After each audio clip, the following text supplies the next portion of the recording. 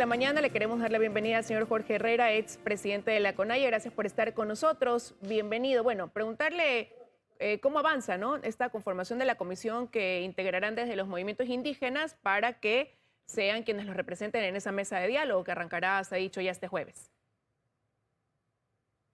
Buenos días a la audiencia. Pues efectivamente el Ecuador con calma, con esperanza de cosas positivas después de la firma de la Carta de Paz o la Acta de Paz, lleva una serie de actividades que hace necesario para que efectivamente se cumpla los 10 puntos.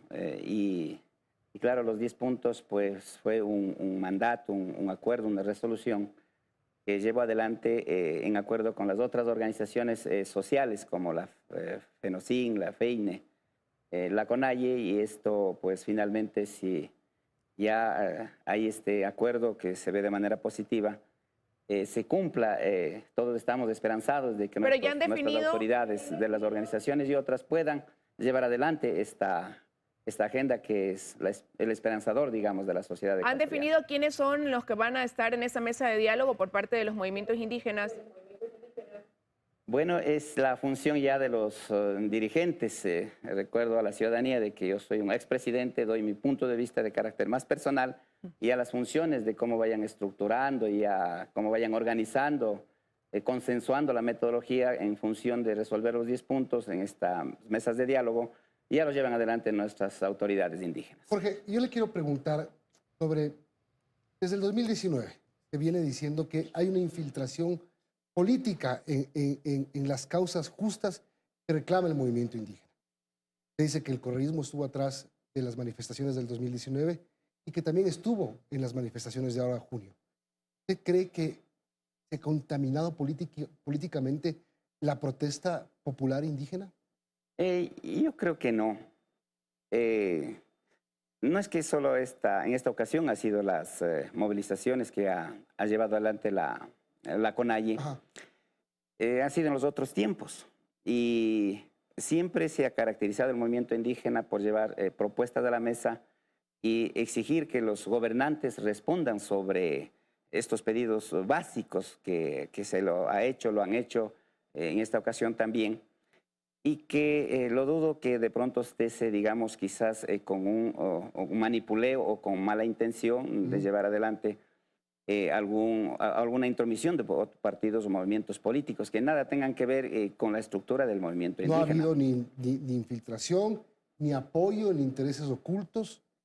Bueno, digamos ¿Usted cree que son puros los reclamos que hace el movimiento indígena al gobierno? La agenda de los 10 puntos son legítimos, ¿no? Y no es una cuestión de una decisión de un dirigente, sino ha sido construido en base a debates, en base a consensos, y que finalmente pone los 10 puntos. Pero tampoco podemos decir que es puro, digamos. Siempre habrá alguna intención de algún movimiento político, e incluso en las mismas acciones y en el momento de la movilización, ha habido algunos desmanes, que esto es una cuestión pública, pero que no ha sido desde la gente que viene desde el movimiento indígena, sino efectivamente ha habido gente que han querido dañar la imagen del movimiento indígena, ¿no? O sea, ahí tiene que investigar. Nosotros, ¿pero quiénes creen ustedes que se mete en las aspiraciones sinceras de un movimiento que reclama atención? Bueno, esa es ya una tarea de las instancias correspondientes. Nosotros condenamos a todo hecho de violencia, y el movimiento indígena, la CONAIE y los movimientos sociales ha caracterizado por ser pacíficos, y esta movilización tenía el carácter pacífica, constitucional. Artículo 98 es constitucional a que las resistencias sean en las calles.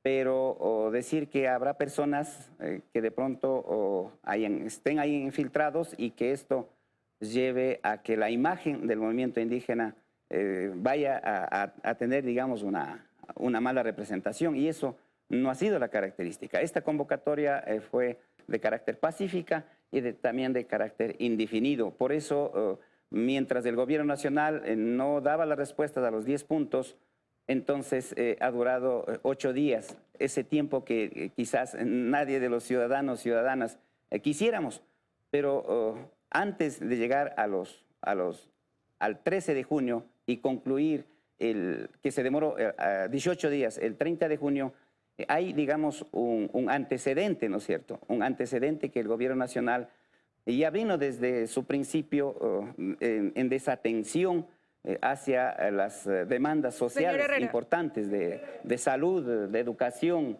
de la inseguridad y otras cosas, y que finalmente lleva a una decisión, una acción pública, la movilización, y que finalmente se concluye con una carta, con una acta, la firma del acta. Pero entonces, ¿quién intenta no desprestigiar también estas movilizaciones? Porque usted decía comenzó como una resistencia pacífica, pero ya todo el país fue testigo de en lo que derivó también en estos 18 días. Hay personas que perdieron la vida, daños en la capital.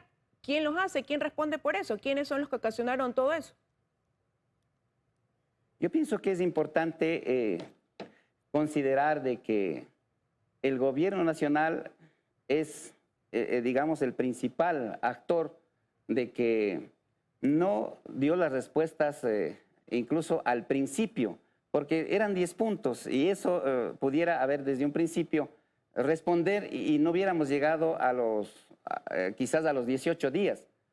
Y efectivamente esto tiene que ser evaluado y que el gobierno nacional tenga que responder sobre estos casos, porque no fue, digamos, una cuestión de que necesariamente sea que el movimiento indígena quiso hacer daño a nadie, peor aún propiedad privada, sino efectivamente fue, digamos, una situación que por la mala administración llevó a esos términos que nadie queríamos. Pero a lo que me refiero, señor Herrera, es que veíamos personas, imágenes hay, con lanzas, con armas.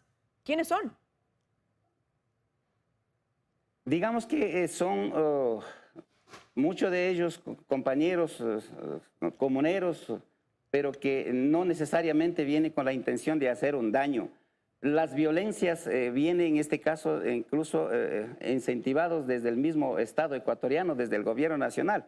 Cuando la gente sale a las calles y hay una respuesta con represión, con bombas lacrimógenas, lo único que ha hecho nuestra gente en la historia de los tiempos ha sido es defender, pero tampoco queriendo hacer un daño, sino una manera para defender. Yo lo que iba a decir, cada quien tiene que hacerse cargo de lo que pasa.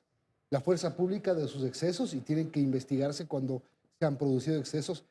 Pero también es facilito decir, hay hechos de violencia, queman convoys, atacan militares, queman UPCs, infiltrados. Cuando la prensa reporta, periodistas, hijos de tales y cuales, piedrazo, fuera de aquí.